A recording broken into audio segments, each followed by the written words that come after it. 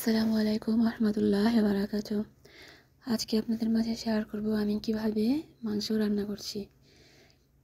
অনেক শাকসবজি দিয়ে রান্না করব আজকে। দেখবেন আপনারা, এখানে আমি মাংসতে পানি দিয়ে এটা সিদ্ধ করে নেব। সেখানে হালকা পরিমাণ হলুদ, মরিচের গুঁড়া, লবণ এগুলো দিয়ে দেব। দিয়ে প্রায় 15 মিনিটের জন্য আমি মুখটা লাগিয়ে দেব।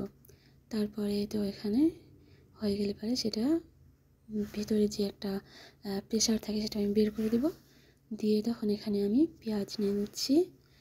পেঁয়াজটা সুন্দর করে লাল করে ভেজে নেব। হালকা অল্প পেঁয়াজ দিয়েছি। তারপরে লাল হয়ে পরে এখানে টমেটো সস দিয়ে দেব।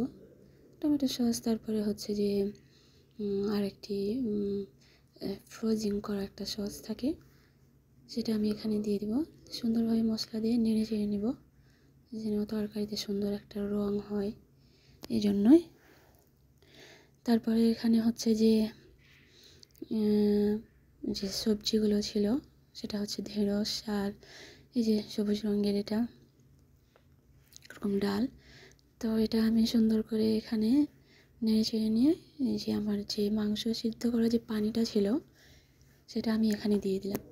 খুব স্বাদ হয় এই রান্নাটা, আমি খুব পছন্দ করি। জানি না বাংলাদেশি মানুষ খায় কিনা, তবে আমার খুব পছন্দ এটা।